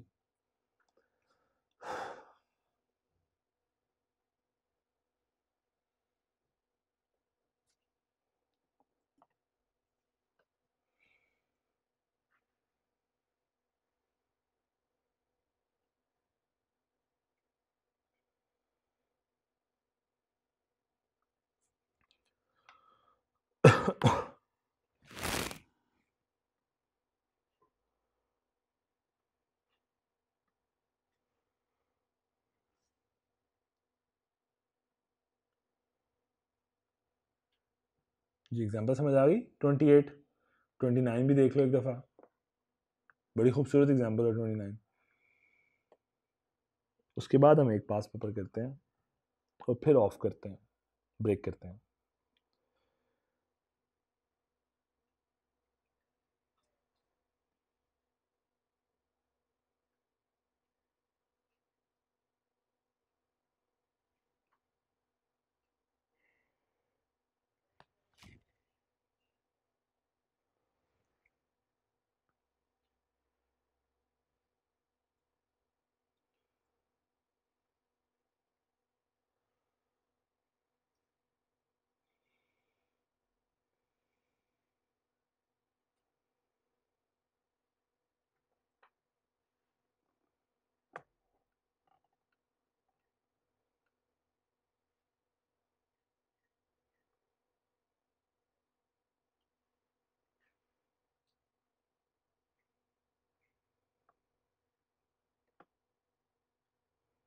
जी एग्जाम्पल 29 समझ भी आई है सबको, पक्की बात है। चलो ज़रा फिर अब एक सवाल करते हैं। ये 16 तो सवाल बड़ा आसान है, ज़रा देखिएगा, बस सिंपल सिंपल डिस्क्रिप्टिव सवाल है, इसलिए मैं ज़्यादा इस पर फोकस नहीं कर रहा। स्टेट द राइट्स, लायबिलिटीज़ बताने हैं माइनर मूनर के, तो वो इतना इंपॉर्टेंट सवाल नहीं और इस जैसा मैं एक्सपेक्ट नहीं करता। ये एक क्वेश्चन है जो अच्छा सवाल है, प्लीज़ ज़रा ये पढ़िए, मज़े का सवाल है। सोल्यूशन नहीं पढ़ना जी, सोल्यूशन नहीं, ऐसे ही सॉल्व करना है, बस ये सॉल्व कीजिएगा। जस्ट अ मिनट, एक दफ़ा देखने दें मुझे नीचे। हाँ बस ये एक सॉल्व कर लें, बाकी फिर क्लास ब्रेक के बाद देखेंगे। तो ये एक सवाल सॉल्व कर रहे हैं।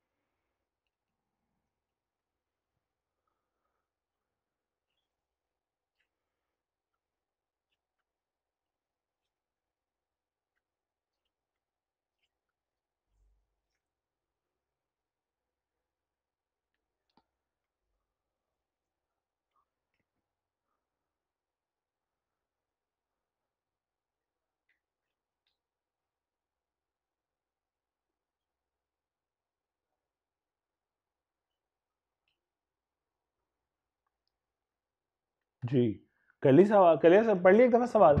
जी बताइए, वो कह रहा है जी क्या लायबल होगा नुमान, वसीम एन अहमद इन्फॉर्म नुमान के भाई तेरा 1 लाख रुपया भी देना है, तेरा कैपिटल भी गया और 1 लाख भी तूने देना है। जी बताइए होगा लायबल? देख लो जी, सबका यही ओपिनियन है। तो ज़रा मुझे डेट्स बता दो ज़रा जल्दी से प्लीज़, एक दफ़ा ज़रा प्लीज़ बताइए। एज ऑफ मेजोरिटी क्या है? Just a minute please, age of majority क्या है? 6 फरवरी, जून, अच्छा 6 जून 2016। और अच्छा जी, when it comes to the knowledge 16 July 2000। जी later of these two 6 months, यहां से कैलकुलेट करूं? जी बताइए जरा, 6 मंथ्स कहां पूरे होते हैं? जी कौन सी डेट पे पूरे होते हैं? 15 जनवरी। 16 क्यों बोल रहा है भाई? एक दिन पहले खत्म होता है, खुदा का वास्ते बच्चे बहुत गलती करते हैं, ऐसे ना किया करो, एक दिन पहले आपका महीना खत्म हो जाता है। जी कौन सा 15th? और उसने क्या अनाउंसमेंट कर दी है? तो लॉस कब आया? तो तुम्हें लगता है इसके बाद माइनर जो है वो कहेगा मैं पार्टनर बनना चाहता हूँ? वो क्या कहेगा? I don't want to be a partner. उसके बाद राइट है, वो 15 जून तक डिसाइड कर 15 जनवरी तक डिसाइड कर सकता है। और लॉस आ गया किस डेट पे? यहाँ पे कहीं 10 जनवरी को। सो अगर वो ये कह दे I don't want to be a partner, तो उसकी स्ट्रेट लायबल है, वो तुमने उसका कैपिटल खा लिया, लेकिन इज ही लायबल टू पे 1 lakh rupees? Is not personally liable for any loss after the decision. क्या मेरी बात समझ आ रही है? सो यहीं पे गलत हो जाते हैं बच्चे, यहाँ पे कैलकुलेशन में। ठीक है, तो जब आप सोल्यूशन गलत करते हो तो फिर आप आगे वाली सारी बातें गलत लिखते हो। क्या मेरी बात समझ आई? तो फिर डोंट एक्सपेक्ट के एग्जामिनर उसको कोई नंबर देता है, नहीं देता। ठीक है, सो ये सवाल इतने ट्रिकी हैं इस हवाले से। So analyse the above situation, ये मैंने एनालाइज की एंड एडवाइस किया whether Numan would be regarded as a partner था, नहीं जनाब, जब तक वो डिसीजन लेता वो पार्टनर नहीं है। उसके बाद और अगर वो साइलेंट है तो आफ्टर 15 जैन वो पार्टनर समझा जाएगा, otherwise not before that.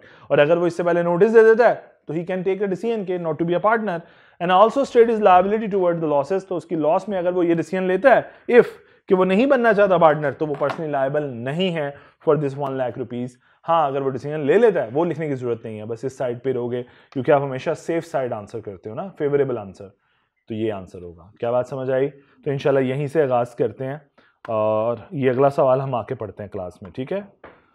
10 minutes break enough होगी या ज़्यादा कर लें? 15 कर लें? चलो जी 15 मिनट्स।